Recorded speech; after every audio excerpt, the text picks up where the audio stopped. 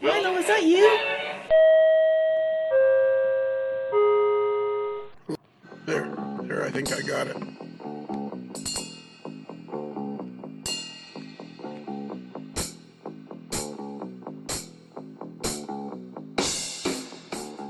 Oh, I haven't even seen. Today was end of the quarter day, so I was all about business today. You're always all about business. Well, he's all rubber gloved up and ready to go. Hard part is always rubber gloved up, magnifier on. I could do a Jenkins. I got my Optivisor on. There you go. There you go. You got your Jenkins on. Exactly. I got my Jenkins going. I got the Jenkins going right now, and I haven't burned myself yet, so I haven't. I don't have that. I don't have that confused, angry, disillusioned look. And we'll give you time. And what is your headset plugged into now? So I have an adapter that I can plug my headset into my iPad because there isn't a USB input in my iPad. So I needed to come up with something else so I can take the headset with me on the road. So I got an adapter, so now I can use the headset with my iPad, and I can actually charge my iPad at the same time too. So that's how Tracy Boyd, the official flight attendant of the AML network, she talks using her headset on her iPad, I think. It works out pretty good. These headsets are just awesome. Yeah, considering the price on them, yeah. I know, it's ridiculous. I keep buying more and more of them. I figure I'm going to just keep loading up. I got like 4 or 5 of them at the office. Maybe you should contact MPOW and get a bulk buy on a couple skids of them. Yeah, a couple of skids. Yeah, there we go. Barb will be like, "What's that semi truck unloading in the parking lot?" And you're like, "Yeah, I got a couple skids of MPOW headsets coming." All right, so enough fooling around, you kids. I thought that's why we're here. We have some serious business. It's not all tomfoolery and shenanigans? No, we have some serious business to do. Okay. I was told there would be no math. There's no math, but but it's serious business. Oh, it's serious business. Business. All right, we got serious business to do. So I did this really cool. Tony Cook, the editor of Model Railroad News. The dulcet tones of Tony Cook. The dulcet tones of Tony Cook. The guy has the most perfect voice for radio and podcast, doesn't he? Oh, well, thanks very much. If we could, apparently, I sound like a car with its tire blown out, riding on the rim. If we could only now that you mention it, Tony could he could do this book series or audio book series where he could read previously released railroad books. Hey, here's a brilliant. He can read Dave Abeley's new books on signals and interlocking. Yeah, there you go. Oh, that would be great. Well, I was going to say he could read bedtime stories, but I wouldn't be awake. Well, it's kind of like signals and interlocking is like a bedtime story. I wanted to review that book, but I put my bid in too late. I even wrote the first paragraph of my review, and it still didn't. Still didn't do it. No, didn't do it. And I wrote a paragraph in about 10 minutes, and I went, boom, look at this. You're not gonna get this quality writing from just anybody, but nothing. Nothing. Anyways, Tony and I, Mr. Cook and I interviewed a fellow named Matt Donnelly. Do you recognize that name, Bruce? No. Okay, well, I thought you might, only because you're a fan of Rapido trains. And Matt Donnelly is with the release of the Rapido E8 to celebrate Amtrak's 50th anniversary. Oh, yes. It comes in a beautiful pine box or oak box. Yes, they did a special release on that, yeah.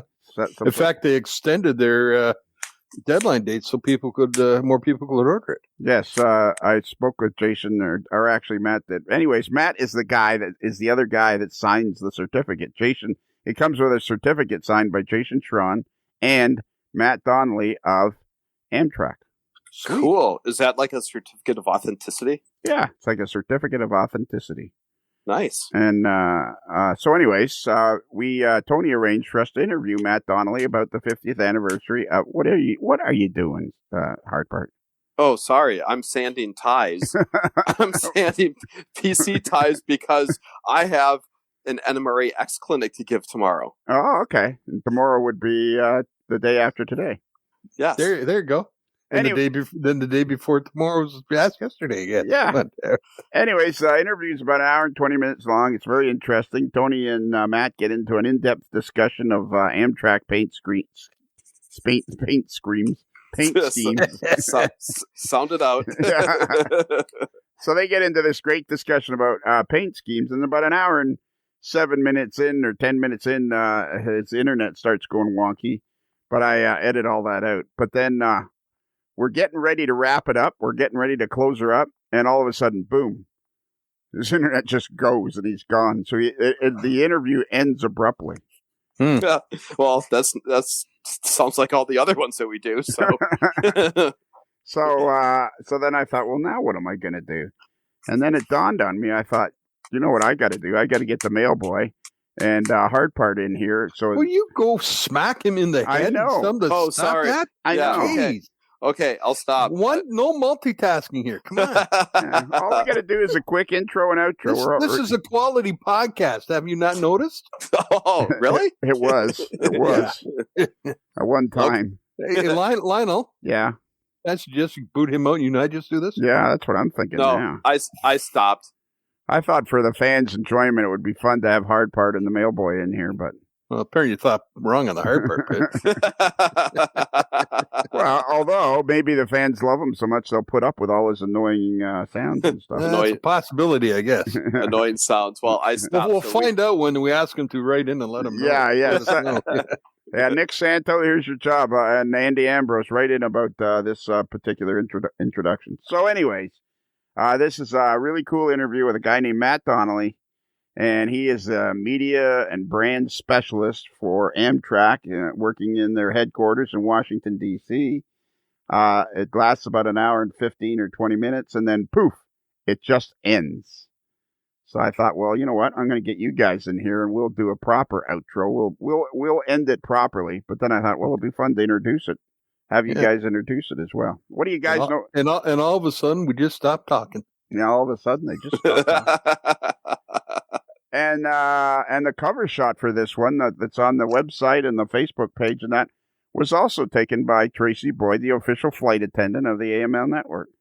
Wow, she is everywhere. She is everywhere. She was riding a train from Wilmington to Delaware, from Wilmington, Delaware, to her home in Baltimore, and said, "Hey, I'm on a train." And I said, "Well, take a picture of it." And so she did. So that's how we ended up with that photo. So that's cool. It's an original AML staff photo. Wow. So that's what we're doing. So what do you guys know about the 50th anniversary of Amtrak? Anything?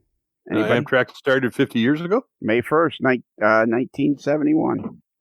Yeah, that's a big deal because otherwise all the railroad passenger trains would have all disappeared. Yep. And that E8 that Rapido has released, that was they call that the Day One paint scheme. Yes. Because they had no locomotives painted for Amtrak, so then that E8 actually only was around for about a year. It didn't really run on that many trains, and so that's the original paint scheme for Amtrak, and the original locomotive that did it. So that was pretty cool, and so that's what we know about that. But now they're painting a whole bunch of other commemorative anniversary locomotives. So that's cool.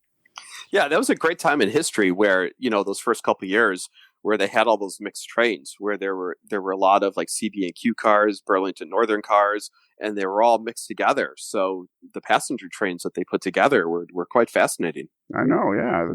It's actually was a very interesting discussion. And then Amtrak's got some special fares, and then there's a whole bunch of, Tony got talking to him about all the souvenirs you can buy. And it's quite cute there when he starts talking about the kid's engineer outfit. So anyways, that's what we're going to listen to now for the next hour and 15 or 20 minutes. You have to find me an old Amtrak highball glass and fill it up and enjoy. There you go. Perfect. That would be perfect. What are you going to drink, Hard Part, while we listen to this? I'll probably go to the liquor cabinet and find a nice 12 or 18-year whiskey to enjoy. Perfect. All right. Who wants to do the honors? Can I do it? Absolutely. Tell me when you're ready. I'm always ready for you, hard part. Aw, here we go. Subway chimes, go! Tony? Lionel? Tony? Hey, Lionel, what's up? Have you heard about that Amtrak? You know, that Amtrak that's been around forever and ever? How long have they been around? You know, Amtrak is just a little bit younger than me. It is, like by almost exactly 5 years younger than me. Amtrak's been around for 70 years? Oh, no. May of 71, 50 years of Amtrak, which isn't that incredible. It is incredible. May 1st. May 1st of 1971 is when Amtrak started. And so it would be really cool if we had like an actual Amtrak guy here to talk to. You know, it would be, but I think, through the governmental red tape and all that. I mean, the AML network is an amazing network, but come on. You're not going to get somebody from Amtrak to talk to us. Well, I think if any podcast, any railroading podcast wouldn't it be us? I mean, we tried to get somebody from the Hooterville Cannonball to talk to us, and they said no. So you're going to try to get Amtrak? I don't think so. If you were ever to interview one character from Green Acres, who would it be? I'm going to rephrase that question again. If you were able to interview one character from the Petticoat Junction genre of those shows, who would it be? Oh, Uncle Joe. I mean, I'd sit on the porch and sleep all day and watch the trains go by with, yeah. Oh, yeah. So I think I would want to interview Mr. Douglas. Oh, when you do ask him how he liked that 4-door convertible Lincoln that he had. With the suicide doors. Oh, what a beautiful car. It was huge. Yeah. I wonder how much it weighed. It must have weighed like almost 2 tons. Oh, it had to have. It was huge. What a classic. Did you know that the Tesla is a very heavy car? Is it really? It's a very heavy car because of the batteries. But I digress. But I digress. Back to the business at hand. Although some of Amtrak's trains do run on electricity, up and down the East Coast there. They do, yeah. All right, so today we have managed to secure, with a great amount of help from our very own Tony Cook, editor of Model Railroad News, we have managed to secure a fellow by the name of Matt Donnelly. So I think without further ado, let's get Matt in here and find out all about him and all about the 50th anniversary of Amtrak. Matt, come on into the studio, buddy. Thank you for having me. It's a pleasure to be here. You didn't eat any of the green shrimp when you were in the green room, were you? Those were shrimp? Oh. Okay. Well, we might have to cut this one short then. So, Matt, exactly what is your position with Amtrak? Thank you. I work in part of the marketing department, and I focus primarily on branding. So I kind of have responsibilities that go to just about all the different touch points of the company as far as how we communicate, both in written and spoken language, as well as our visual elements. So it's very interesting. And then I get to work with a bunch of different areas of the company. And can you be where would we start? How long have you been with Amtrak?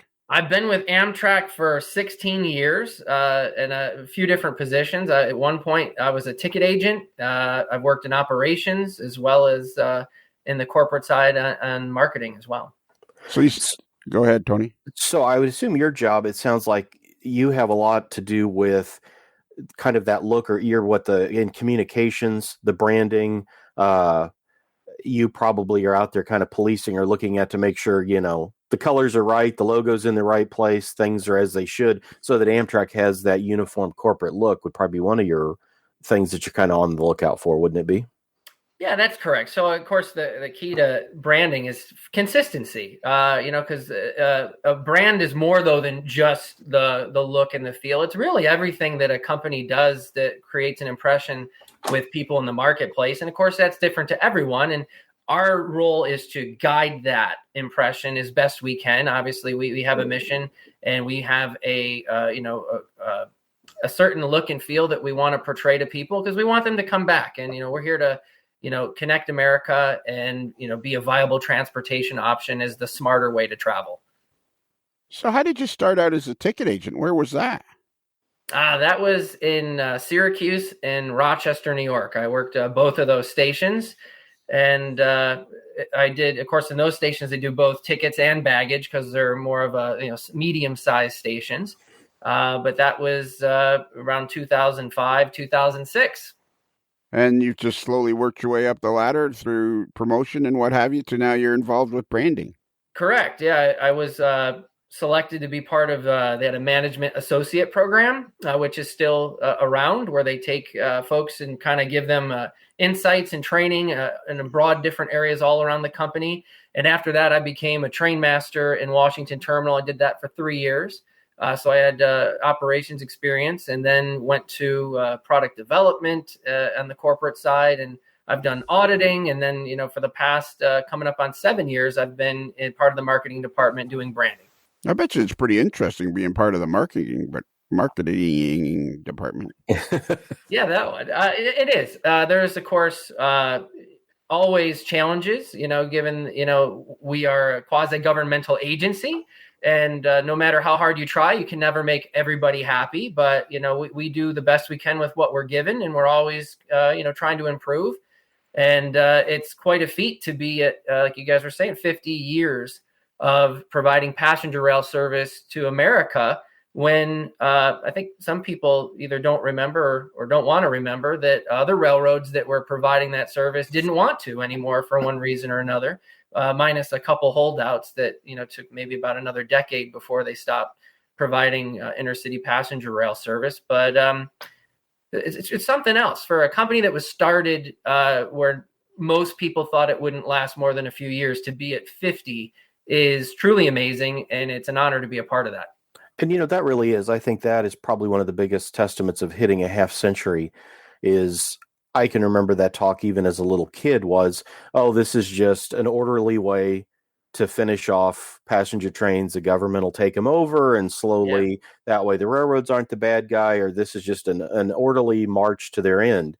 And yet, by the early 80s, when there were superliners and all this equipment, it was like, well, I don't know, maybe Amtrak's going to hang around. And now 50 years, it's incredible that from the first trip I ever took was on the French import turboliners that came over, and they were in the Chicago-St. Louis corridor. I think that was like 1973. So Amtrak was a couple years old. And to me, as a little kid, all the red, white, and blue and, the imagery and stuff, I just thought Amtrak was fantastic. And have always been, excited by the service, and have always been a fan and follower of Amtrak. So as a kid, we have to ask, did you have a model train? I did. I think I was about 7 or 8 when I got my first train set, and it was for Christmas. It was Santa Fe, though. I remember that. I think it was Bachman, actually. But it wasn't long thereafter before I discovered the lifelike F40, of course, because as a kid myself, I didn't, I grew up in upstate New York. I didn't see Santa Fe. I knew Conrail and Amtrak. Those were the trains that, I would either see going through town or when we were out and about. And of course, I wanted something that I could relate with, something that was familiar. And that was Amtrak. Amtrak's a train that you can, ride on.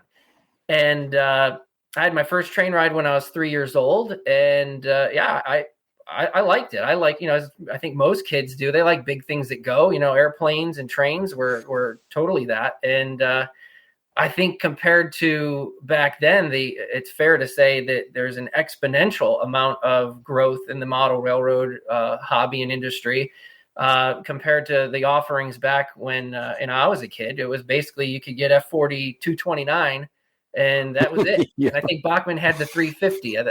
That was it. That was it. Yep. Choices, it's certainly come a long way, and I think it's a good thing overall. Obviously the prices have gone up as well, but you don't get something for anything. Yeah.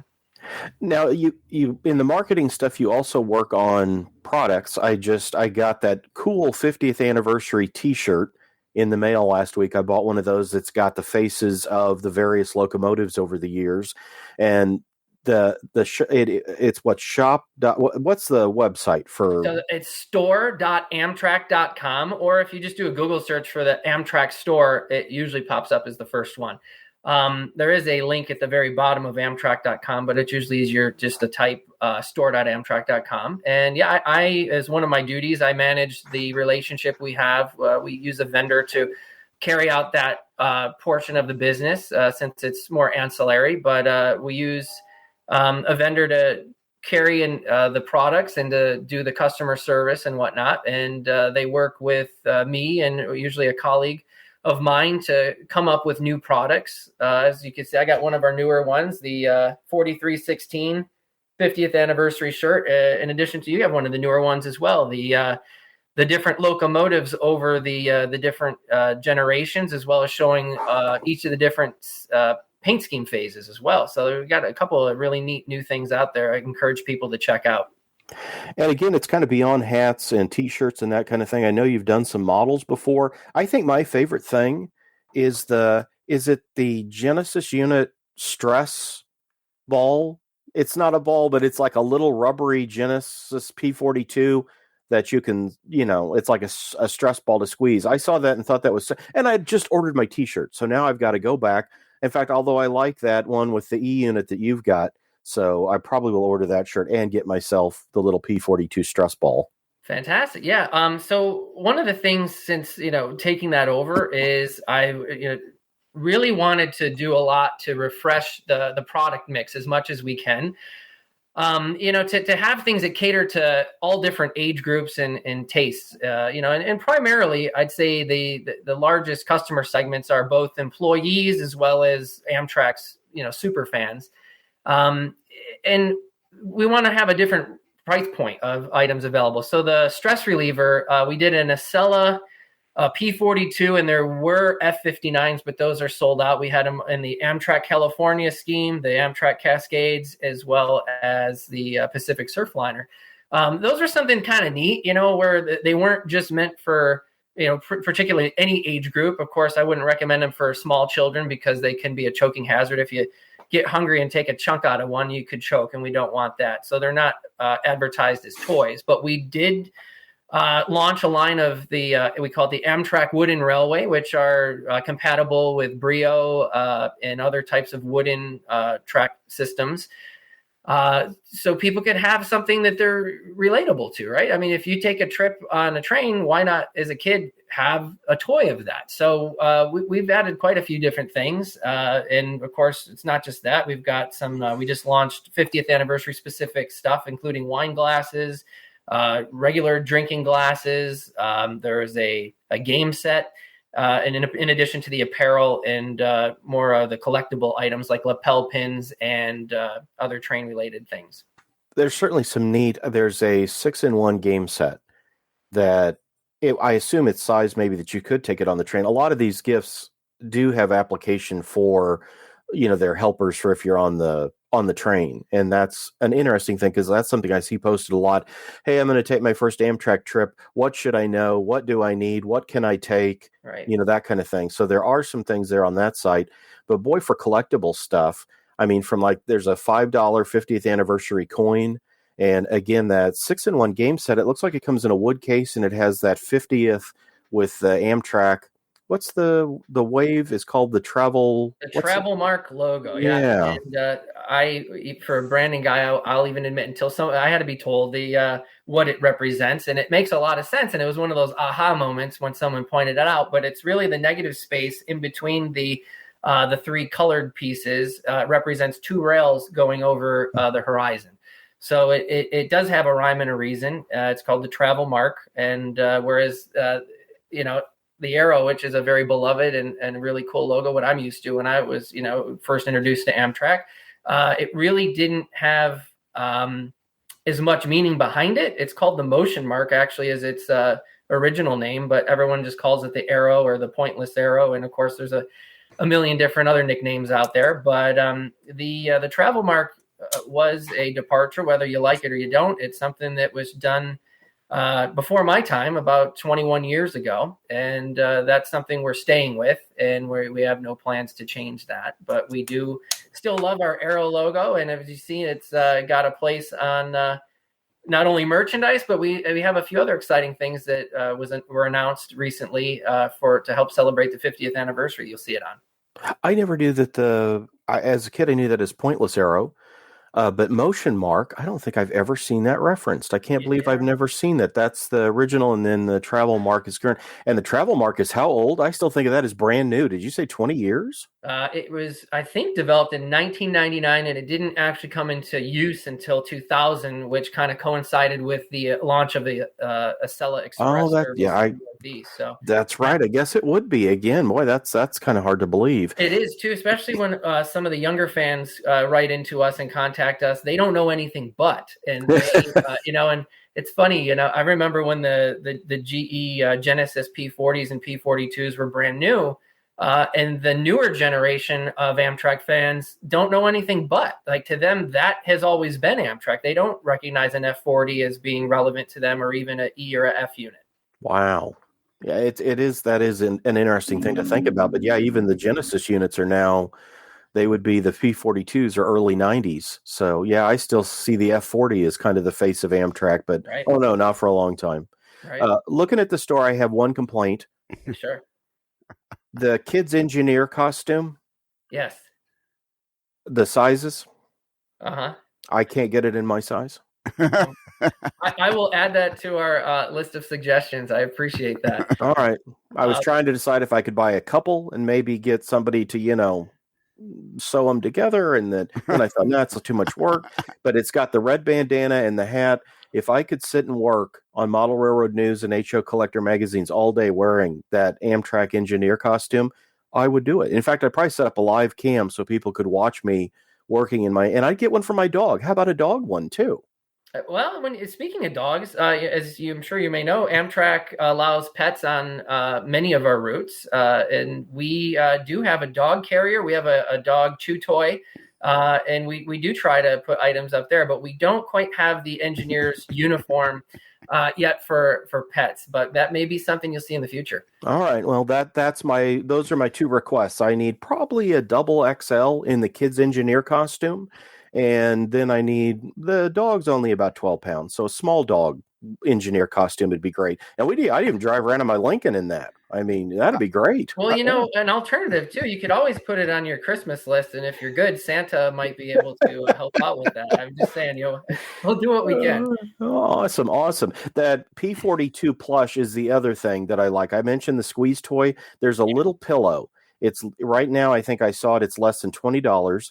And it's the little blue and kind of silver. It looks like a little compressed down Amtrak Genesis unit, and it's a pillow. And speaking of dogs, it's another one I thought, I'm going to buy it, but then I can just see going in, and the poor P42 would have probably been, ripped to shreds by my dog. So if I get one, I'm going to have to put it up high somewhere where it can't be, become a dog toy. But that's nice. So thank you. That was a product that my predecessor had started on, and I was able to help bring it to fruition. And that is rated for all ages. So that is a fantastic, huggable plush for young children. And to my surprise and delight, there's been quite a few fans that I've seen post pictures of when they go on an Amtrak trip. They use it as a neck pillow or like a little travel companion. So it's kind of got some broader appeal, which that's always a plus. I mean, we're trying to do stuff like that is, obviously cater to as many different tastes as possible. Now, you've worked on model projects, I believe, or you kind of oversee some of that. So tell us a little more of that serious side. If I'm a company, let's say I want to make an Amtrak locomotive, and I assume there's licensing or there's things to go through. Tell me, how would that work? If I contacted your office and said, hey, I want to make this, whatever, how does that process work in general? Sure. So Amtrak has a formal licensing program. Of course, the purpose of all that is when you have a brand and you have equity and spending time and money in coming up with a reputation and a name and a look, you want to be reflected in all areas of how it's portrayed. But obviously, as you mentioned in the past, Amtrak was involved with the production of some exclusive runs of model trains, but that's really not what we're in business to do. We're a transportation company, not a model train company. And when we have the ability to do something special and it works for all parties involved, great. But at the end of the day, if Amtrak were to, say right now with our 50th anniversary, if we wanted to make a model of this locomotive, it would be cost prohibitive for us to do that. We wouldn't really be able to create our own relationships with factories, very efficiently at all. And it would kind of go against, what we're put in business to do. So we have a licensing program, which is, able to allow us to have formal relationships with companies where that's what their business is. And we're able to ensure that, we've got our brand out there with certain quality provisions in effect. We want to make sure, for instance, like there's no child labor involved in the creation of our apparel or any of our products. We want to make sure it's the values and the process of these products is aligned with the values of the Amtrak brand as well. So entities that produce, whether it's model trains or other products that are interested in using the Amtrak brand can, make a pitch to Amtrak to say, here's what we want to do. Here's how we envision doing it. Sales projections, figures, and again, the big thing with, on our side is making sure, are we putting our name on something that, we would be proud to have our name on? Is it going to work? Is it going to break? We obviously don't want it to be on inferior things. We want it to be, done well. So as you can imagine, and I'm sure you've seen just about every major player out there that does passenger equipment we work with, and we have great relationships with being able to produce models. And it kind of goes hand in hand because while the licensee, the company making the products with Amtrak's name on it, is able to now offer that product, Amtrak gets the advantage of being able to have that type of product out there that wouldn't otherwise be made if it were just up to us. But we also have a say in making sure that the colors are right, that the fonts are right, and that kind of, as far as scale models go especially, works well because people tend to want to have things exactly how it was in real life, even if it was technically wrong in some instances. And we're able to, provide some assistance on the research and development side too. If we've got, like vector files for the logos, color matches, and you name it, to be able to be more efficient for the manufacturers themselves as well. So it's mutually beneficial. And hopefully, I think, as you've seen over the last 7 years or so since I've been in the program, there's been more Amtrak models out there in the marketplace than I think ever before. And that's something that we're happy to see, and we want to see continue. One of the things you did recently I thought was so cool, and you'll have to tell us what the on YouTube, you did about a 10-minute video where you walk through all of the Amtrak liveries. And what I thought was so neat about it is, for rail fans or model railroaders like myself, is like the Phase 3 scheme. I think you called it the 888. Yeah. And it's like the what?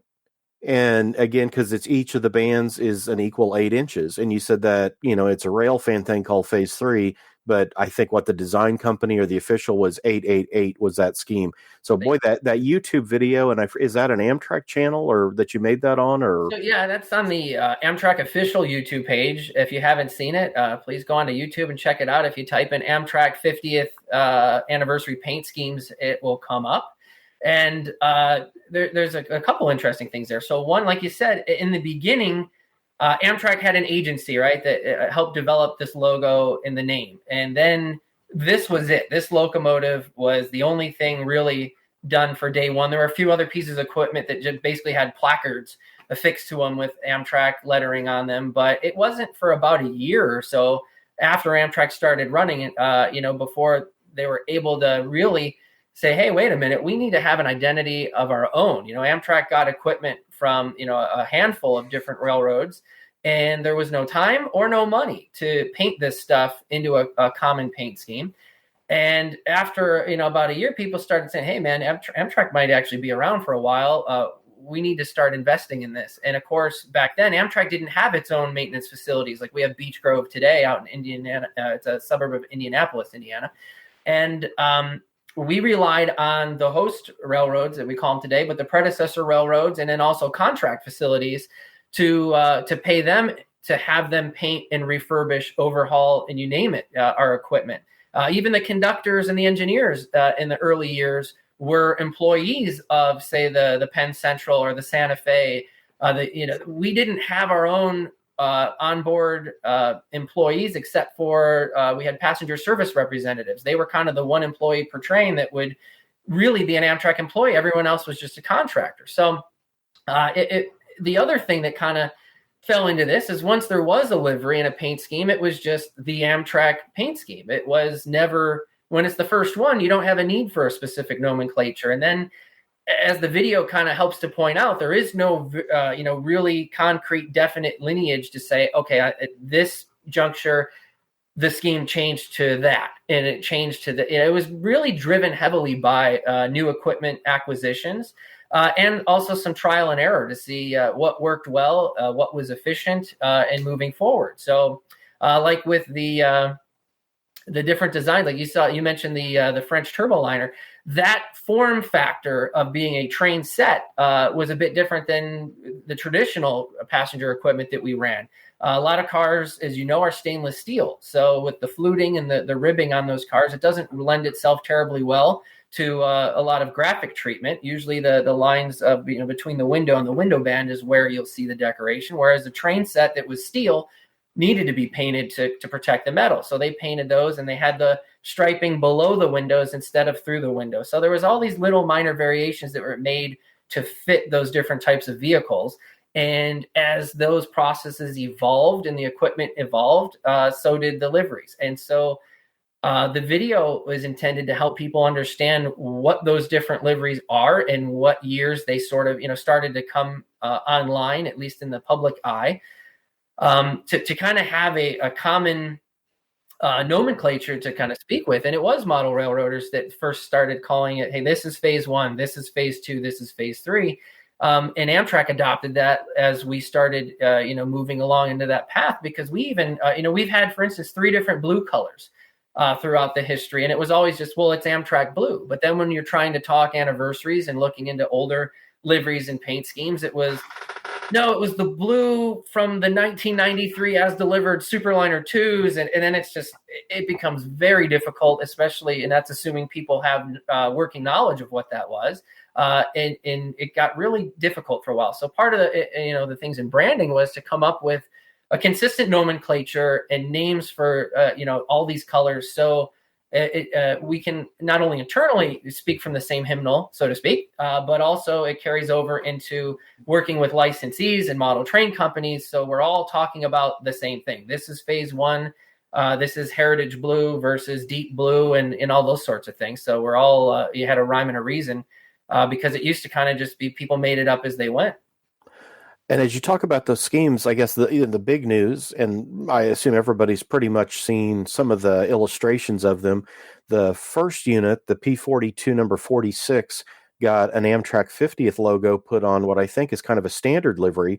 But then there are 4 more GE P42s that are going to get a group of different heritage schemes, and then one Charger gets that awesome black day one with the big motion mark wrapped around its nose. Tell us about those, because when I saw those, I remember that morning or whatever that went by, my phone just started blowing up. I'm sitting there having coffee. Have you seen this? Have you seen these? Are these real? Is Amtrak really doing this? Who made this up? And it's like, whoa. I mean, yeah. And before we do that, because a lot of people aren't going to know necessarily what you guys are talking about. So can we just quickly, through the years, like what were the different logos? The livery, sure. So Amtrak started. This was a one-off. This E8 here was the only one that got painted like this, and it only lasted for about a year. So it really doesn't classify as a phase. It was just an Amtrak paint scheme, but it was the first, and it's very iconic for what it represents. So it wasn't until about 1972 Amtrak first developed its own livery, and we said we want to have this design for locomotives, which was typically what people nicknamed the bloody nose. Had a Amtrak red front end.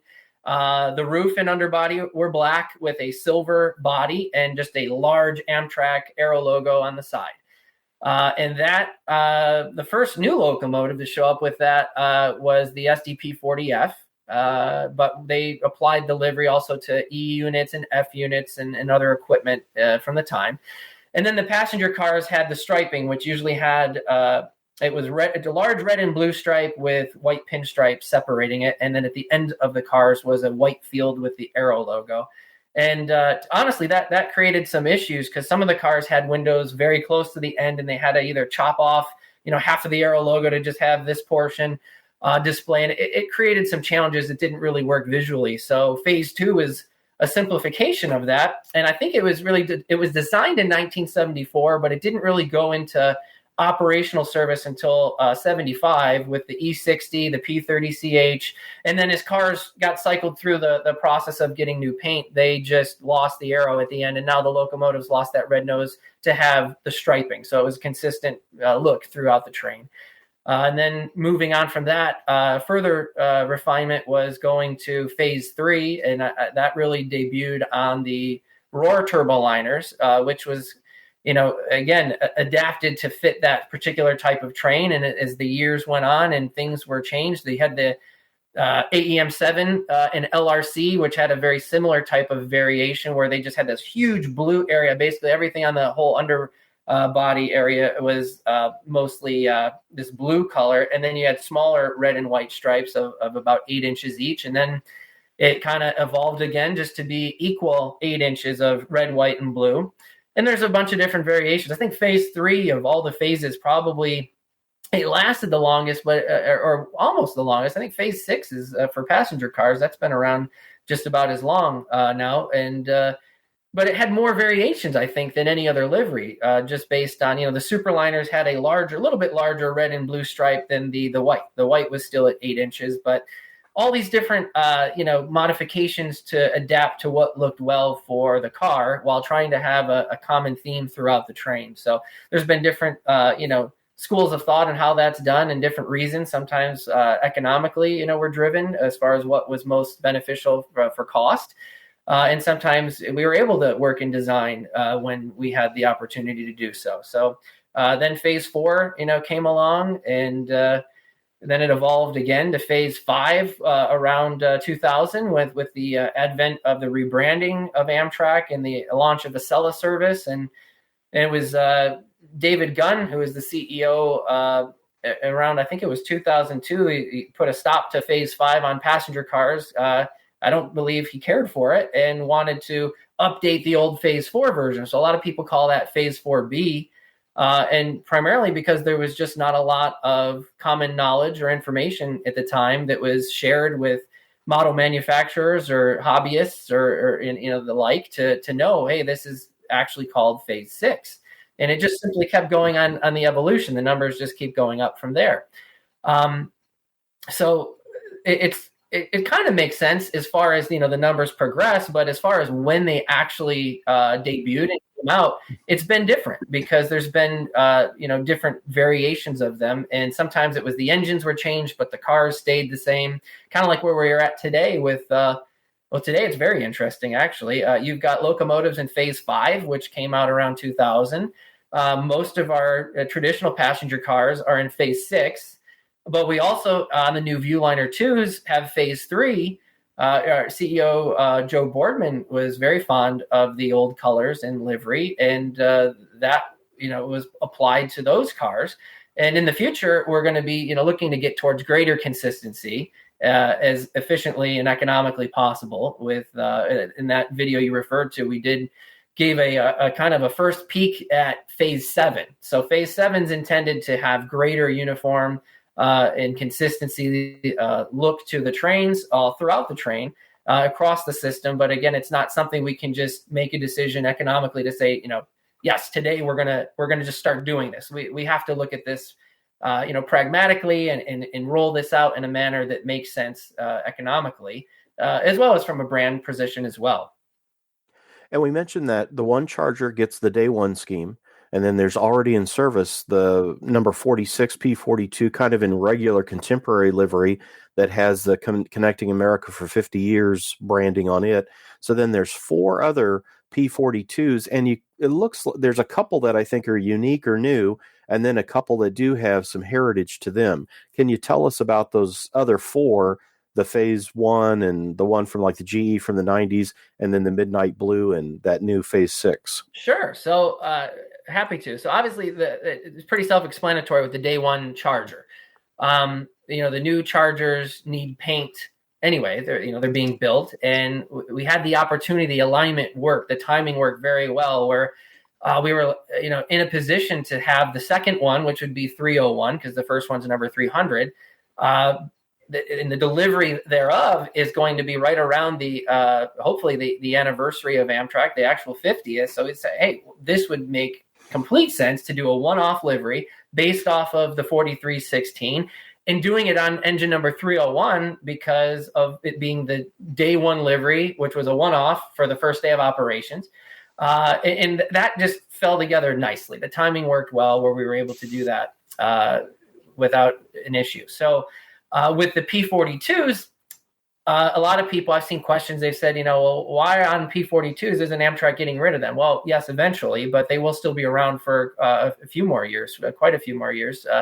And the way that Amtrak maintains equipment is based on its life cycle. And they are scheduled for preventative maintenance depending upon the fleet needs. And we're already budgeted this fiscal year to overhaul, I think it was just over 20 or so P42s. And we had great collaboration. The team understands, the people of Amtrak are excited. 50 years for an organization is no small milestone, especially for Amtrak being created with many people not thinking that it would, make it past a few years. So we were able to work with our own shop, the Beech Grove, in the forces and the mechanical department and the design engineers, to be able to come up with a plan to help support and promote the 50th anniversary, especially given COVID has really rocked everyone's world, but especially the transportation sector. And we knew that the likelihood to be able to plan an event like we used to do with National Train Day would likely be next to impossible. And if we were ever to give an indication when that is going to be, okay, based on the, guidance from the CDC and local governments, it doesn't give you enough time to really pull something like this off, like a train day. It's a very large scale type of project that you need, months and months of planning and collaboration. But we figured the locomotives would be something we're already budgeted to overhaul. They're going through this program where they're going to get paint, and we got to order paint. It doesn't cost any more to order blue or pink. So why not, come up with some designs that make sense? So the team got together, and the designs really are, we had a lot of thought that was put behind it. So we knew we had the day one taken care of with the Charger, and it was a pretty natural thing for the current Phase 5 livery to just add, the super graphics to that. It wasn't, a terribly big lift, but we said, to really honor both where we've been and where we're looking to go in the future, what can we do? So we really have two, what I call forward-looking liveries. One is the Midnight Blue, which is going to be a one-off and is something we've never done before. It uses the dark blue of Amtrak's branding color palette that's really been a very minor accent color in the past. It's never had nearly as much. Obviously, the background of the whole locomotive, the primary color is dark blue on that engine. And it was done on purpose to provide contrast with the 50th anniversary logo, the slogan of Connecting America for 50 years. We've got some, white trim and styling on there, which will be reflective, and all the graphics on that locomotive will be reflective to, provide it with, ample visibility that actually goes above and beyond the requirements of the Code of Federal Regulations. And it's to honor our employees who are out there in the field all around the country that in one way or another contribute to keeping our trains moving all day and all night, because I think it's easy to just, assume you see a train and it's a machine, but to think and remember that not only the engineer and conductor and other onboard service staff on there taking care of all of our customers, there's also a whole bunch of other folks in the terminals and facilities and our operations centers that are a part of this network of keeping America moving and through passenger rail that are kind of the unsung heroes of making this work for 50 years, So that one is very exciting and near and dear to our hearts. And the other forward-looking livery is what's called Phase 6, which has never been done before on locomotives. Again, it was just a passenger car livery, and for purposes of keeping things economical, when the GE order for P-42s was ongoing, that's when the switch was made from, the first ones were Phase 3, then there were a few in Phase 4, and then again on to Phase 5 with the timing and the rebranding. And of course, a locomotive order is something that doesn't just happen all at once. This is sometimes in multiple parts, and it can span many years. But to be able to have a drawing, all the technical stuff done with what materials are being used for where, and all those pieces and parts, not only laid out as a design, but also sourced so they can keep production moving. That all has to be done way, way, way in advance. So at the time, the locomotives were just decided. There were so many that had already been done, and it would be at least about 8 years before a locomotive's due for repainting. It didn't make sense to introduce yet, after going from 3, 4, and then into 5 into one locomotive order into another livery at that point. It was kind of beyond the point of no return. And that's why the locomotive stayed in Phase 5. So now with the new Chargers coming, the first ones are going to be in Phase 6. We needed to get a design to the builder. Again, same type of purposes, well in advance, in order for them to source materials and make sure everything's there to keep the assembly line moving. In a perfect world, I think, we would have loved to had everything be locked in as we're moving forward to the future. But of course, things they don't work on that timeline, or it always doesn't fall into place like that. So the first few units, aside from the day one of the Chargers, will be Phase 6, as then, we were planning to move to Phase 7 for greater consistency and a more forward-looking design that really fits to all of our equipment, but especially our newer equipment. So there wasn't really a plan to have any Phase 6 P-42s. So we said, why don't we do one with the 50th logo for the P-42? It was sure. So there's the 2 Midnight Blue Phase 6 for the forward-looking stuff.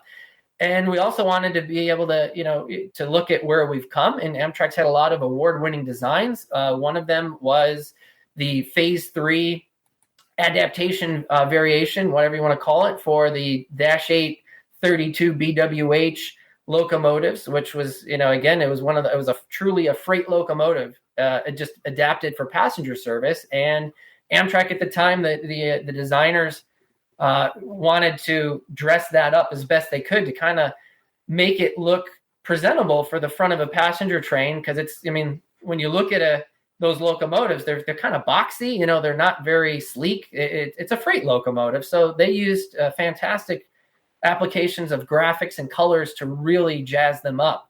And it was only done for those locomotives, and it hasn't been done since. So we saw this as an opportunity, to really bring that back. That was it won a Brunel Award for design, and I had seen some other folks, adapt that onto models before, which was very interesting. So I pitched the idea to the guy's name's Blair Slaughter. He designed that livery back in the early 90s. And I still have the pleasure of working with him today, a fantastic designer and a lot of experience. And I showed him some of the adaptations that modelers had done. And he was like, yeah, this could work. And I said, see what you can come up with your own variation of that. And Time out. You got to take a breath. I wish you had more information available to us, Matt. So you are working with the designer, and you've got you've been giving him some suggestions based on what you've seen some modelers do. Correct. Yeah. So it's a pretty cool story. So Blair Slaughter, the guy that designed the Dash 8 livery back in the early 90s, is still at Amtrak. I have the pleasure of working with him. And I showed him some model creations that people did as fantasy type of schemes, and he was able to come up with our own variation of that as how we would do the livery. So it's an interesting story of how that one came to be. And you call that, now you say that was Phase 3. Correct. And I know for a lot of rail fans, we refer to that as a Pepsi can scheme, which I've never completely figured out because I don't remember. Yeah, I'd say it's more the Diet Pepsi can from Is it back me? Well, see, there you go. And I would never touch Diet in. So maybe that's why there's no recognition value for me. But I always thought those red and blue, that to me is like the hot rod phase 3 scheme. Hot Rod. That this looks like it would just, take off there. And, that is really an awesome scheme. And I actually have one of my reviewers at Model Railroad News had done this on a P42 in N-scale. And when this was announced, it's like, oh, I already did that. And it's like, oh, cool. And he was fairly close to what you came up with. So that is officially just a variation on phase 3. Yeah. So back then, the color palette was changed, but we had not again, it kind of, there are no real definitive points in time where we changed, but that does still count as phase 3. That's the phase 3 era, even though we changed the design drastically for that particular locomotive. And then everything from there on, the P40s and P42s, they use the same red and blue. We call that Amtrak Deep Red and Amtrak Deep Blue, but they had more of the traditional styling where it was almost more equal red, white, and blue stripes. And that Dash 8 locomotive was really the only one that got the jazzed up version. So it's a neat opportunity to bring that back on a P42. And there's a real good reason why we're not doing it on a Dash 8 locomotive again, and that's simply because there are no Dash 8s budgeted and scheduled for new paint before they're going to be removed from the roster. So to be a good steward of public funding, it just wasn't feasible for us to justify painting a locomotive that didn't need paint to begin with. And honestly, we want people to see this stuff. So Dash 8 locomotives are pretty much in yard and work train service. If they do go out on the road, a lot of times they're the trailing unit, and we want a celebratory locomotive to be seen by as many people as possible, and to have the opportunity to be at the front of the train, where they're going to be appreciated most. So that's why we came up with it for a P42. And you mentioned those Dash 8s, and I think a lot of people remember that they were kind of just an in between the F40 production was done. They'd been looking at some of the other EMD designs. The GE P40 was coming, but I guess there's like 19 or 20 of those Dash 8s got purchased, and they were just kind of in the meantime, what can you give us right now? That's my understanding of it. Yeah. It was just a stopgap measure to get extra motive power and basically fill out the roster so we could make service. And that was the product that the GE had already had in their assembly line for a bunch of freight railroads, and they were able to throw in HEP capabilities so it can be on a passenger train. And that's why they were always kind of like their own little sub fleet of locomotives. But today you don't see them as commonly. We only had, like you said, the 20, and they're scheduled to be phased out sooner than the P42s. You got the clock going off there. And then the last of the units is a real throwback. I don't know if we mentioned it's the Red Nose Phase 1 is the other paint scheme that was selected for this 50th. And isn't there what was done a few years ago there was a heritage group then that had like phase 1, 2, 3, because I remember seeing those P42s. How many? And this I think is similar to that scheme. So for those not familiar, are those other heritage units still in service? And what's their relationship with like this new phase 1? Yeah, great question. So obviously, as the first... Hold on. Have some of the questions not been that good? Yeah, that does kind of, Yeah. Have I been lobbing some, do I need to go make another cup of coffee? I'll be right back. Yeah, like we're 50 minutes in. There's no way you're leaving off. We're 50 minutes. It's 50 minutes in until we ask a great question. Great question. Wow. Usually we warm up quicker than this. Yeah. Within about 5 or 10 minutes, I'm shooting them across the plate, and if you can get to first base, you're doing good. So I'm glad you got there eventually. It's the first actual phase livery of Amtrak, so we wanted to nod to that history. And in 2011, for the 40th anniversary of Amtrak, we did historic adaptations for P42s for phases 1, 2, 3, and 4, which for the phase 1, 2, and 3, we went with historic adaptations. Phase 4 was always, it's something that was around during that era. And they've been running, but of course, in the matter of past decade in regular service, they unfortunately run into incidents and issues, and people unfortunately not trespasser, but grade crossing collisions are a huge problem still in the U.S. So certain locomotives are no longer running, like the 66. That was removed from service, and it just financially wasn't feasible to bring that one back when we had other locomotives that would cost less. So we were able to bring that livery back, the Phase 2 Heritage scheme on P42 number 130, which is currently running. The 156 is the locomotive that was wearing the Phase 1 Heritage scheme, and that one was involved in a grade crossing accident and is out of service. And I don't know, but its chances of coming back are not up to me in my area. And we wanted to have that gap filled, especially with the current offering. So we did a Phase 1 to take up the slack, so to speak, for the 156 no longer being in the active fleet. So we were able to fill the voids that are out there with where we started for the 40th anniversary, and then also build onto that and what we've done before or haven't done before. It amazes me how some of these other schemes apply and look so good on these contemporary locomotives, because you tend to think of schemes as being developed at least with an eye for, like that Phase 1 with the red nose was on the SDP 40s. And that Phase 3 variant was on those GEs, which were, wildly different from these P42s. And yet, as you see these, even back to that day one scheme, of course, an E unit and the Charger both have kind of that same, more or less, shape.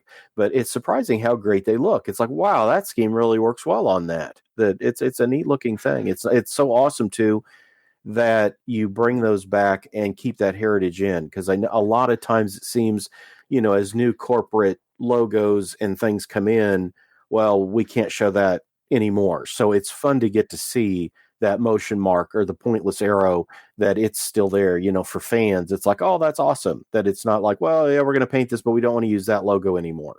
So I like that respect for that history in the presentation.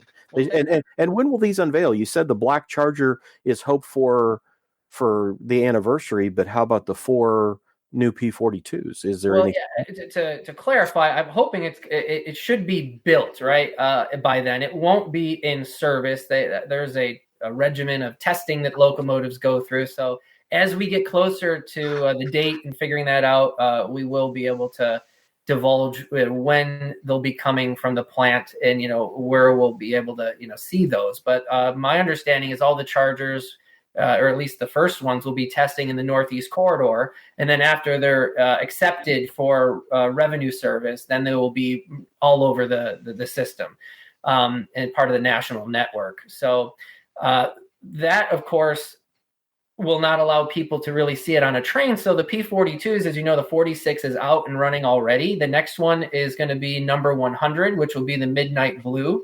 And I'm thinking that'll be about a month from now before we'll start seeing that released from the shops. And of course, this is all done with existing budgets, and it's primarily driven by the schedule for overhaul. So the road numbers for those are, basically, from the pool of engines that are going to be going through overhaul anyway. We don't have the ability to pick. And a lot of people are saying, why not engine 50? Well, 50 just went through overhaul about 2 years ago, and it doesn't make sense to bring it on back, scuff up the paint, apply new paint, and then get it. It's not economical to do it that way. So the other liveries will then follow, maybe about, don't hold me to it, but about 1 per month until we have all of the special liveries out there. So it'll be a rollout, again, driven on our operational needs and the way our overhaul process works. So those will be coming soon. And it'll be very interesting to see those rolling around all sorts of areas of the country. And again, because we don't have, because of COVID, the availability to schedule in-person events and so like open houses, this is the best we can do for now, given the realities of today. And we'll have locomotives out there on the system, hopefully enough of them where people will have an opportunity to follow them online and be able to actually see them, photograph them, or ride behind them. You said when you were working with, what was the fella's name, the designer? Yeah, Blair Slaughter, who designed the original Dash 8 Phase 3 paint scheme. Okay, now I'm not sure if this is a great question, but I'm going to ask it anyways. All right. So you said you suggested some paint schemes or paint scheme variations based on some models that you had seen. Now, you're not necessarily a model railroader, where would you have seen these models or these paint schemes, these fantasy paint schemes? Do you remember specifically, or? Yeah, I have done modeling. I haven't done an awful lot in recent years, but yeah, I am a member of the Amtrak Modeler Facebook group, and there's a lot of talented modelers out there that have shared their projects. And there was, I believe, at least 2 people over the years that I remember seeing different sorts of adaptations. I guess they got those decal kits and wanted to just have some fun. So that as a fantasy, adaptation did them. And so that gave me, when we figured out we weren't going to be able to use an actual Dash 8 as part of the program, we were, going to be doing this on P42s. What were our options going forward from there? And it just clicked. I said, well, this livery, it would be kind of cool. It's never been done before on anything but a Dash 8. And it looked interesting on some of these models I'd seen. Why not get the design eye from the guy who created it originally to have a hand at it? So I think the adaptation came out awesome, and I'm very excited to see that one in particular. And I think it's got a lot of traction. I've read most of the comments that are out there and online about it, and it's very popular. Of course, a lot of people want to see the as delivered version of Phase 3, and we just can't do it all. And I think it came down to, cost was one of the things. That original graphic that had the fade out dots, that would be a one-off custom thing, and to print that would be a bit more expensive than just traditional striping and paint. So again, a lot of economics was a part of this. It was what we were able to do given our budgets and in a COVID environment. So that's a part of how it came to be. So how much involvement, how aware are you of the Rapido's E8 project? Are you? Unfortunately, not very involved, because Jason, and I say that in jest, asked me if I would sign the letters of authenticity for the E8, this one on the shirt here, which is fantastic. It's a very historic locomotive for Amtrak, and the fact that they're going to do it, exactly to how it was. Because of course, Amtrak didn't have any porthole windows. And a lot of the E8s, I think all of them, if I'm not mistaken, that have been released previously had porthole windows. So they're doing this to the nines, as they say.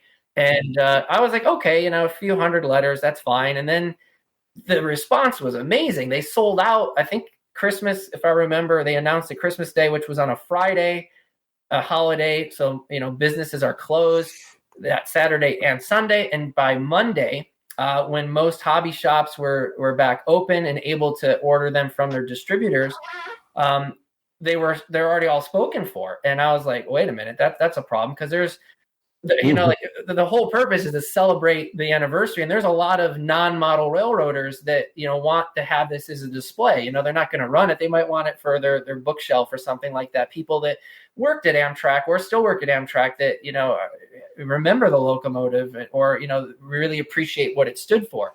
So he agreed to open up the order window and just take more in, and I started having heart palpitations when I was trying to figure out how am I going to write and get all these signed and do all this stuff. I'm going to be chained to the desk for a while, but we'll get it done. It'll be cool. And it's I think very unique that, and cool that they're going to honor this locomotive, not only just by making it, but doing it in such a fashion, that really is worthy of the history that it represents. I mean, it's going to be a beautiful. I was one of those people that weekend. I reserved one from Rapido, and it's coming in like a wood presentation case. So as you're signing all of those, you'll be signing one for me.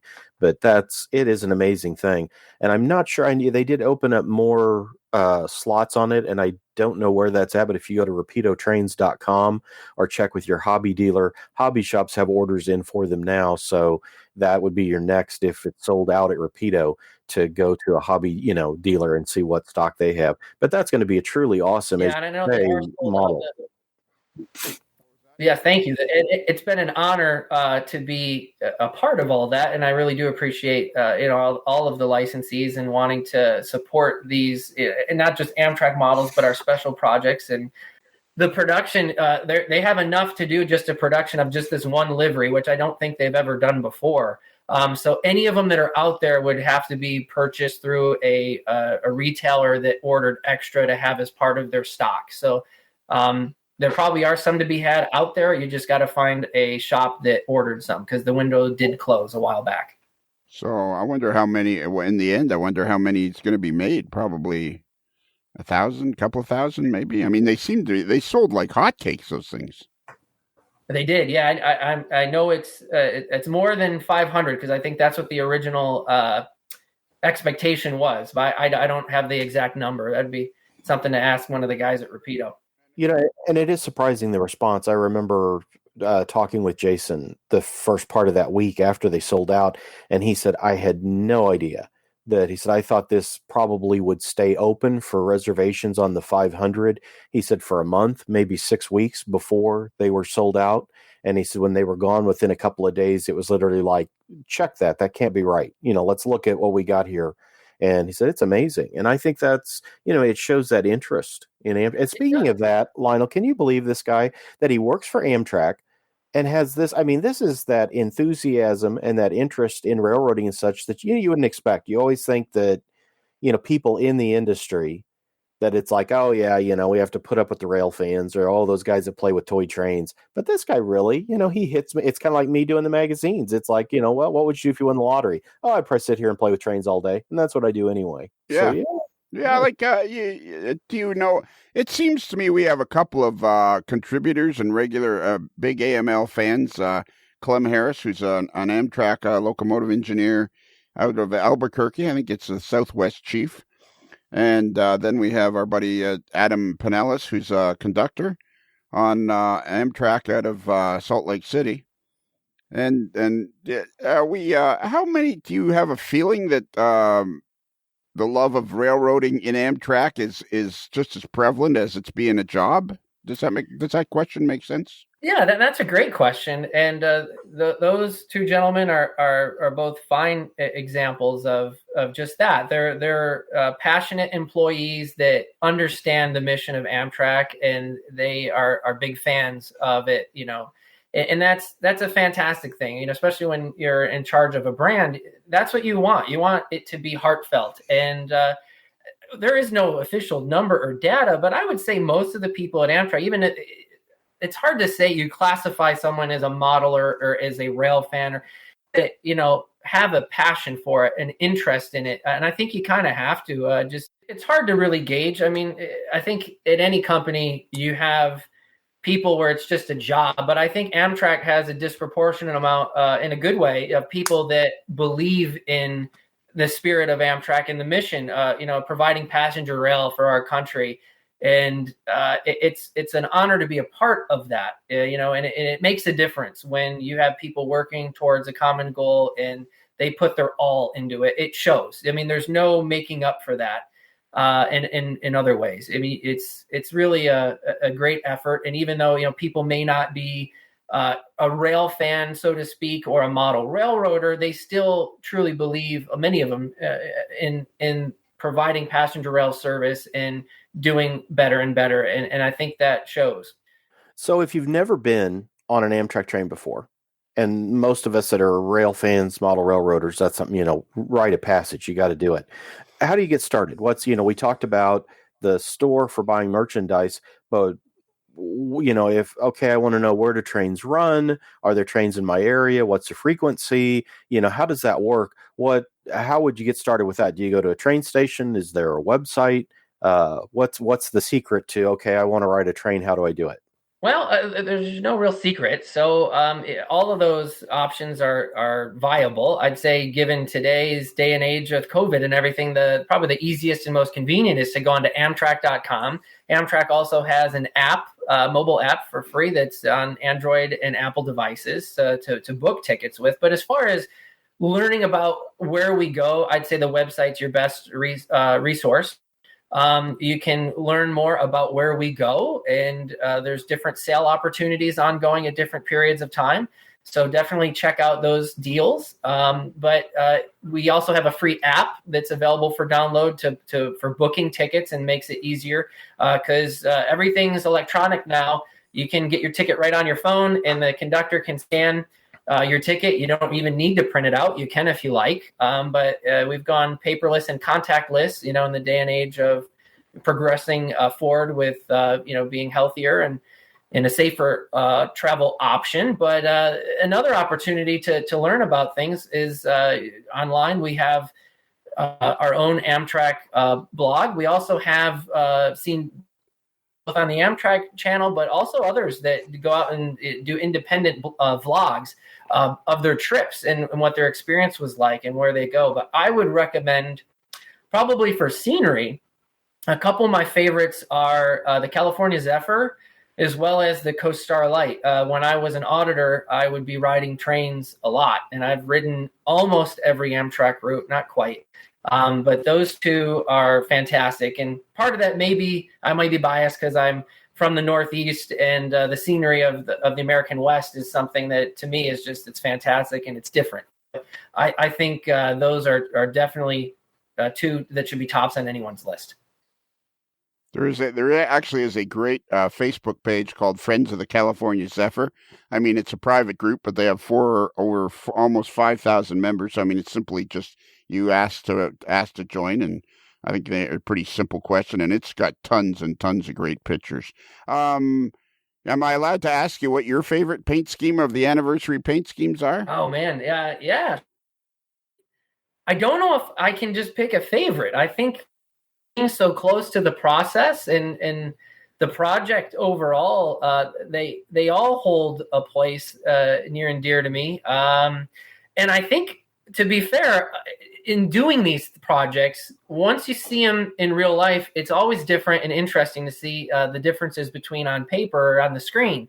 So I'm very interested to see the final executions, and I want to reserve final preference until I'm able to actually see them in person. But I'd say, for sure, without a doubt, the day one livery I think is going to be very unique in and of itself. The midnight blue, just because it's a very, sometimes it's one of those less is more schemes, where it's got that bright, vivid contrast and it's very simplistic, but I think that's going to make it look very elegant.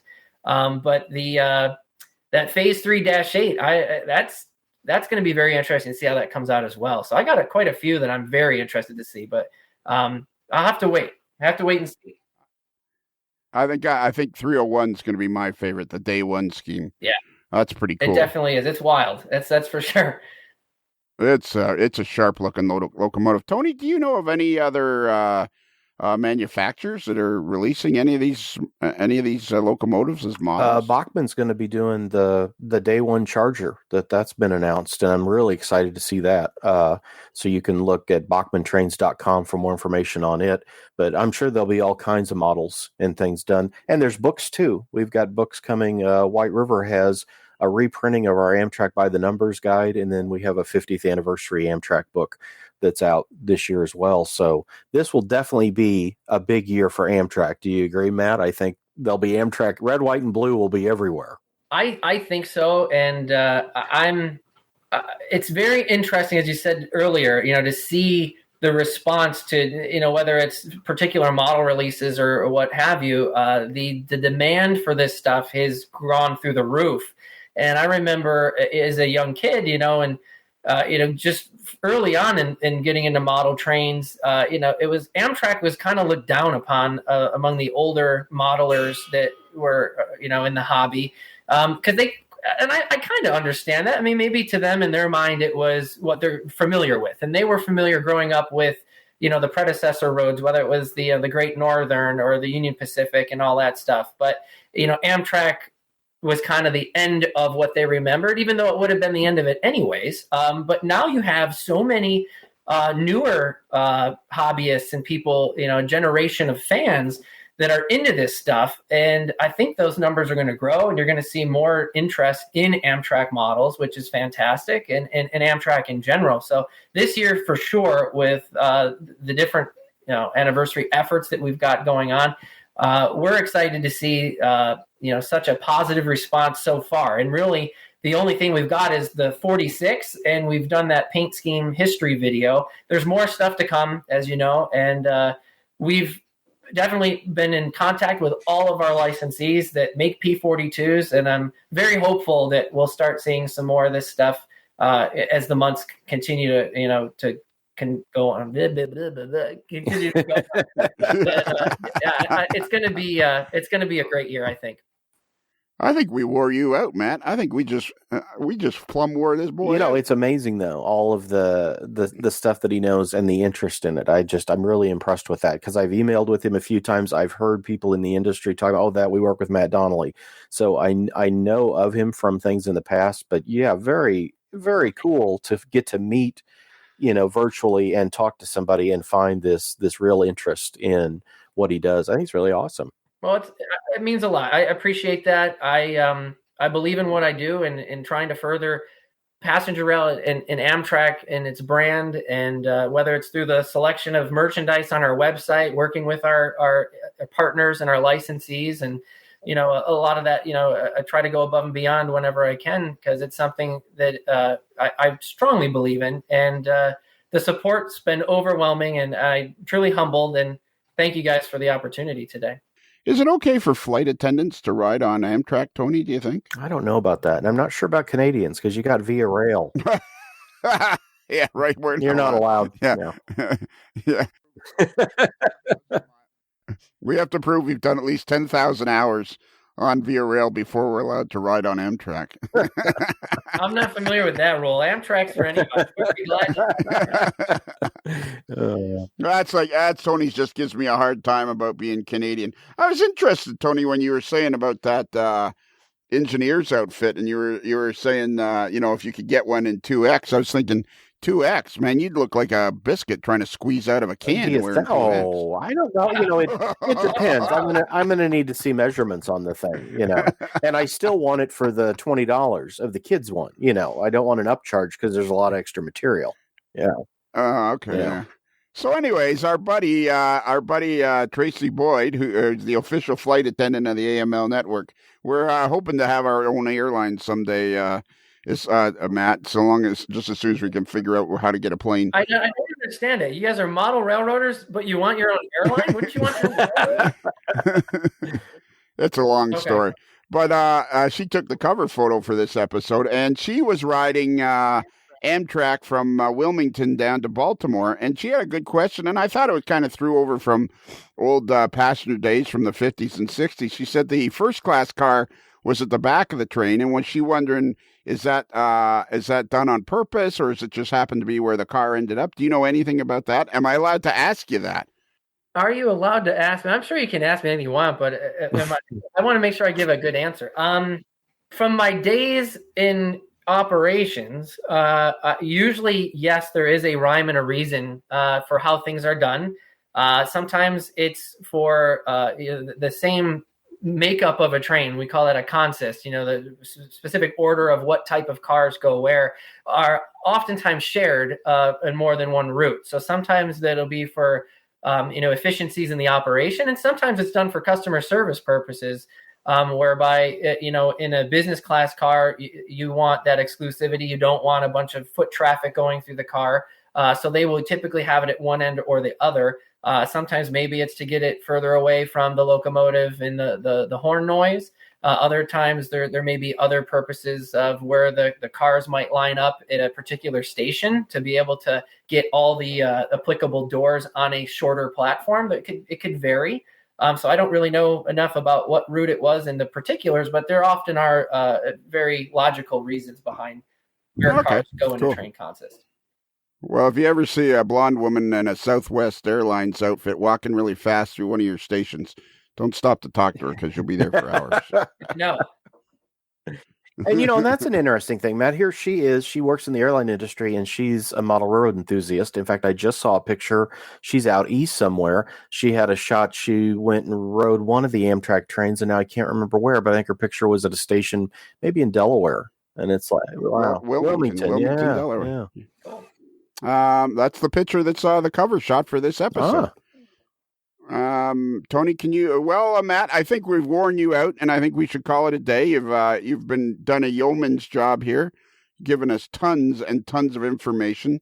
So the official 50th anniversary for Amtrak is May 1st, 2021. So there's going to be a 50th anniversary website launching. I don't have the exact date, but I think to do it anytime after that's out, and then we can direct people to that to learn more, because that'll kind of be the main source of information for any and everything 50th, and including future stuff that we're not able to talk to yet. So I can work with you on when it should be before then. But again, I don't know for sure because I'm not over that. So I think that would be a good target date. We're pretty busy here, Matt. This isn't like a nickel and this isn't like a nickel and dime. You're not like the only person we've had on here. We've got a Via Rail Canada guy that now his show. And he said all our questions were great, and it didn't take an hour to get to that point. He specifically said all our questions. Oh yeah. Great. So what can I say? Yeah. We have very high standards. Well, we certainly absolutely appreciate all the information. I know both rail fan guys and model railroad guys, which we have tons of that listen to this podcast, are going to love that talk of all the paint schemes, because that kind of minutia is what we live for, both in models and rail fanning. And again, that go to YouTube to check out that video, Amtrak.com, and it has links to the store that we talked about. There's tons of 50th anniversary products. If you don't have one of those t-shirts, you got to get one. I already got the gray one with all the locomotives on the back, and then Matt has got a new design that's got that first day E unit, which I'm gonna have one of those now. But some awesome gears available, and that again, Amtrak.com, or I always mess this up. Store Amtrak. Store.amtrak.com. And one of the things that's good is even the shipping is included in the cost, so it's not like you miss out and you could have saved money if you had placed all your orders for your items at once. So you can feel free to go on and just add a single item, and the shipping is included in the cost of the item. It is very neat, and I want that game set. I think again, I love having collector stuff, and that game set with the logo on it is pretty awesome too. Just as a word to the wise, to you and any of your listeners, that due to COVID has been dropped by the supplier. So whatever stock's left is all we're unfortunately going to get. And it is a very nice quality game set. So I encourage you to not delay if that is something you want to get. And I think a lot of this stuff is limited, isn't it, Matt? Like I talked about, I think that plush, the little stuffed P-42, might also be one that is either discontinued or not in the current catalog. So again, if you look at this stuff, it's not available forever. That these are things to go to the website frequently to look for new items. Yeah, it varies. So we try to refresh our items at least once a year, and just to keep the designs new and to have different stuff. So typically we like to relaunch things in October, but this year's been a bit different with our 50th. We are adding a few more things throughout the year, so definitely check back to store.amtrak.com for some of the stuff. But just I'd say more so even due to COVID really affecting the manufacturing industry. Some items, once they are sold through, they are being closed out. And sometimes we just do that anyways to make room for new and different things. So if you see it, definitely jump on it if it's in stock. You're always more than welcome to still order it if it'll allow a back order. And that way, when it means we're waiting on more to be made and come in, your order will be processed in the order it's received. But if it's truly discontinued, it will not accept back orders. What's your favorite train that you've ridden tons and tons of Amtrak trains in your career? What's your favorite ride? What's your favorite route to take? I'd have to say my favorite is the Pacific Surfliner.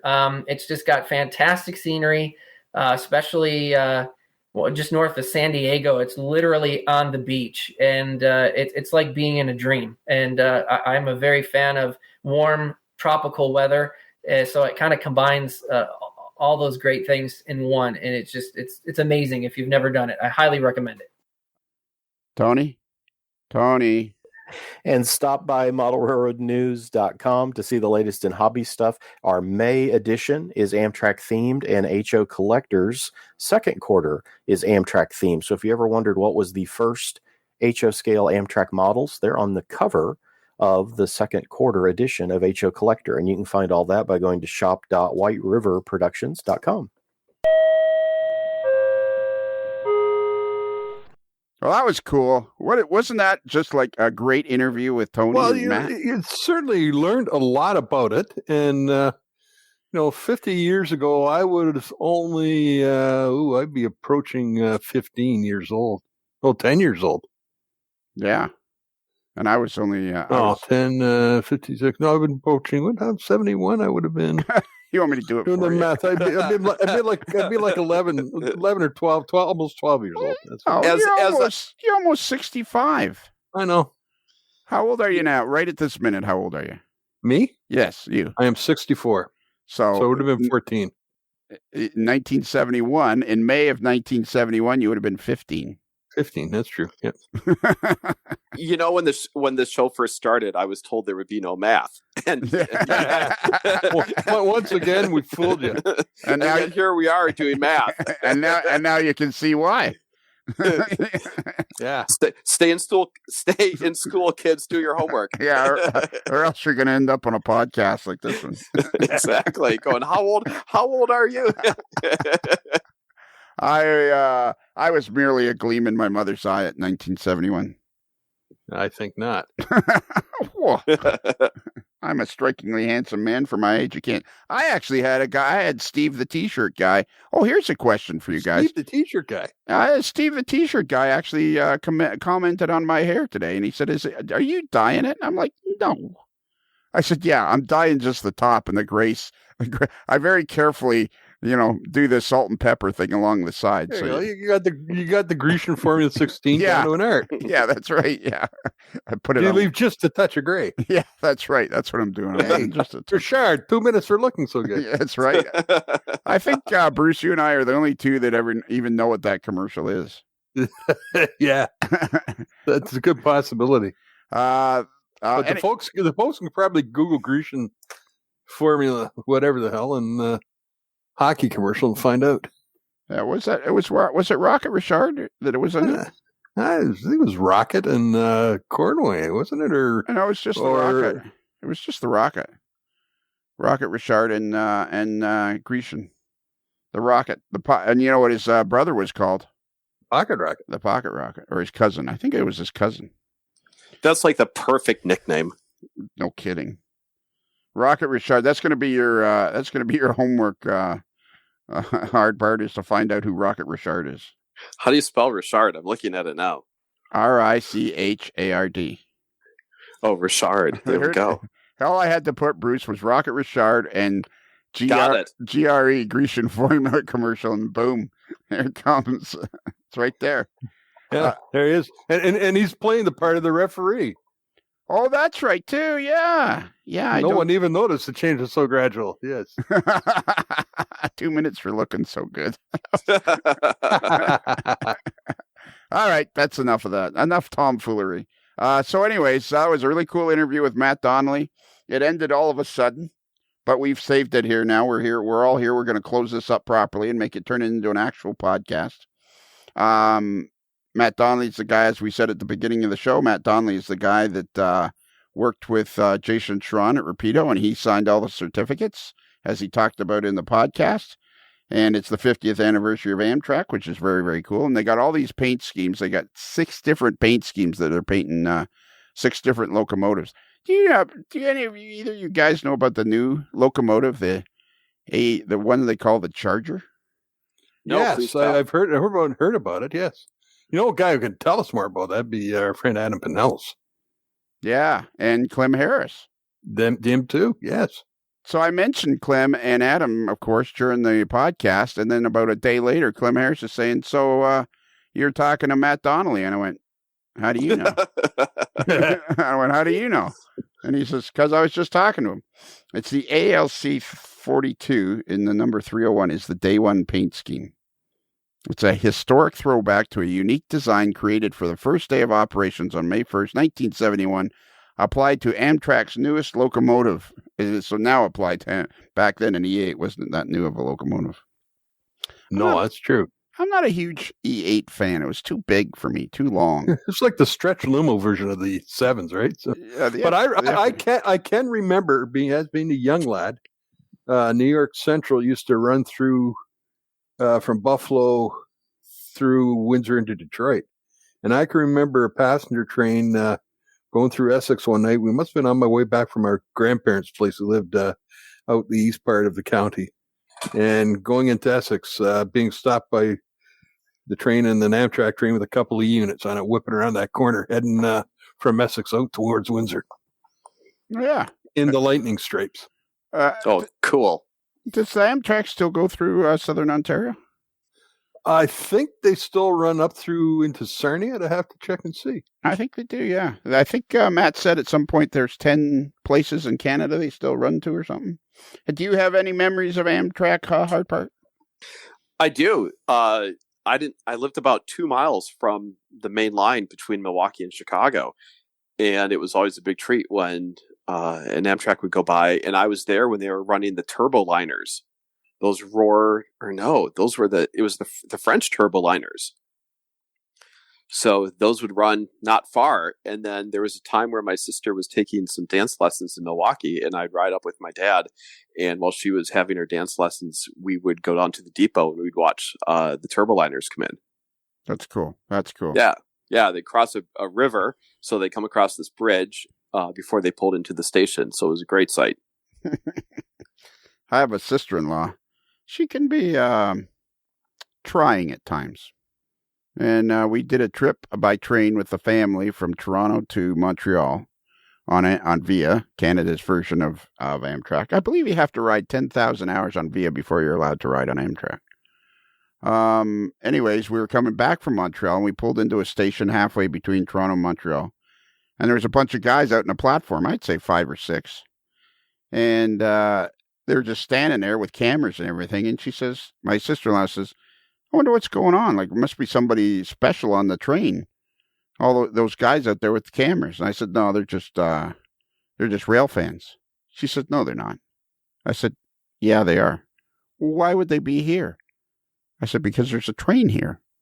They're rail fans. No, they're not. So she got off the train and went and asked them. And came back on the train kind of sheepish. And she said, I never would have imagined people would just stand on the platform waiting for a train to come by.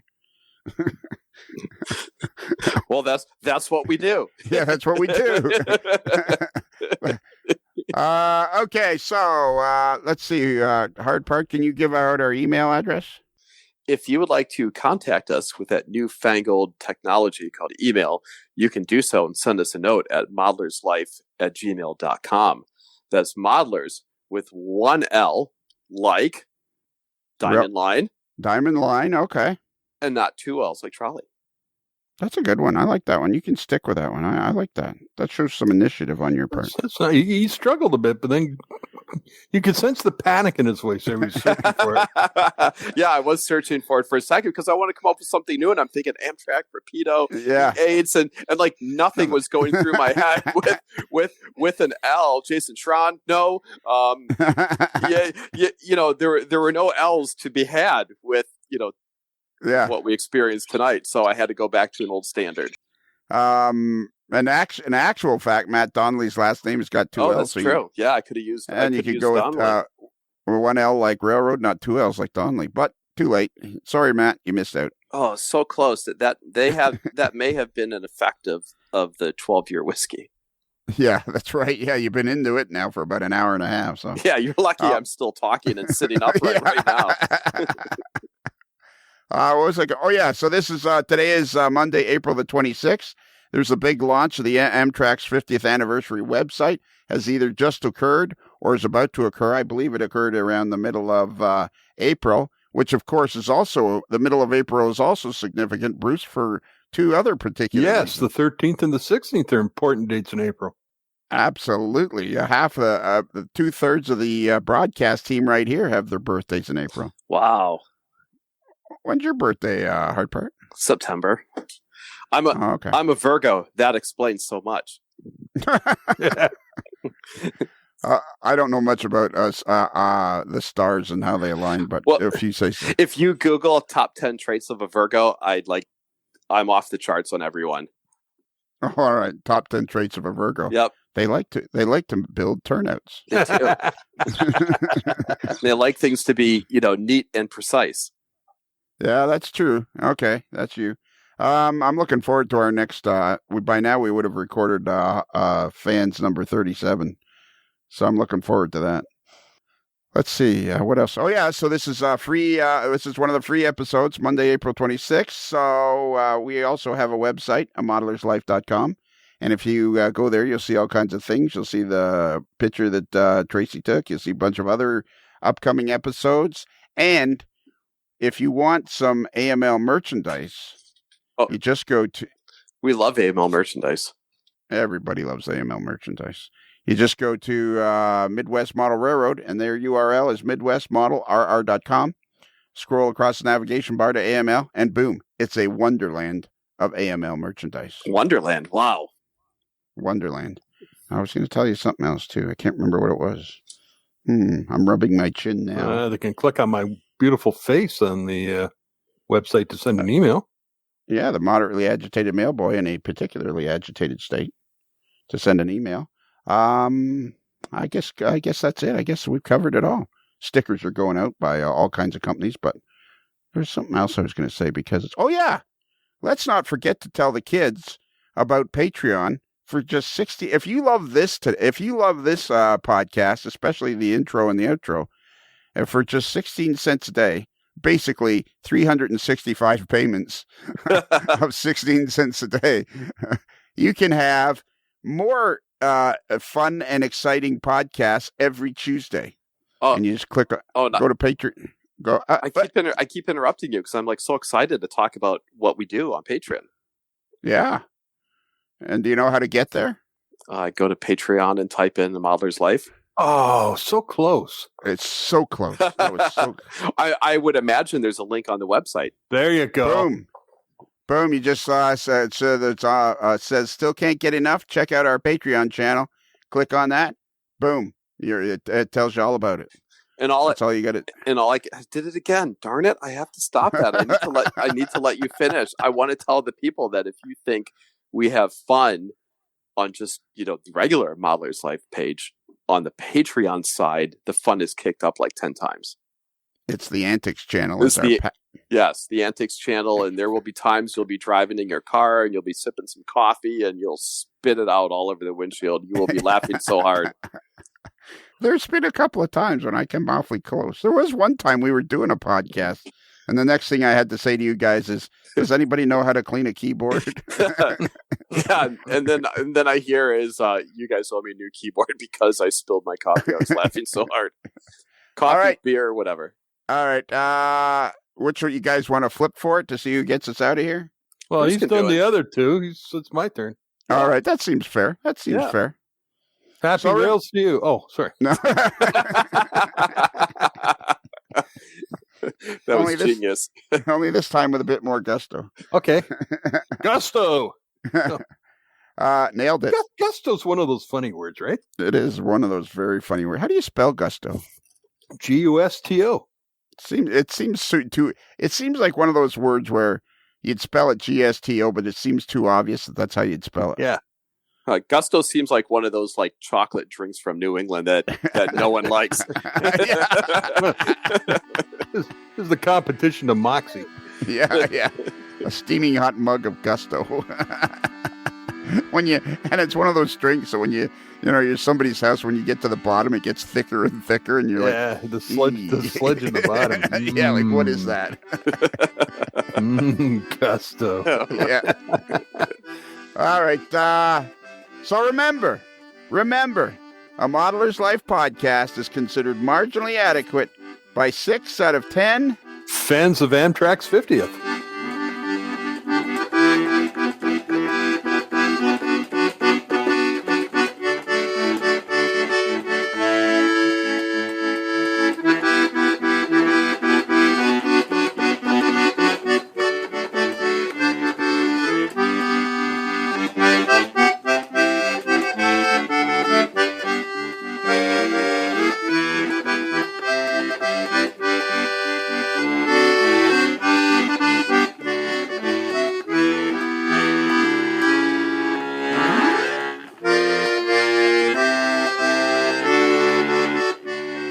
Mr. Strang's wardrobe provided by The Dashing Camper. For all your fashion and tent repair needs, trust The Dashing Camper. It's another Lincoln Homer.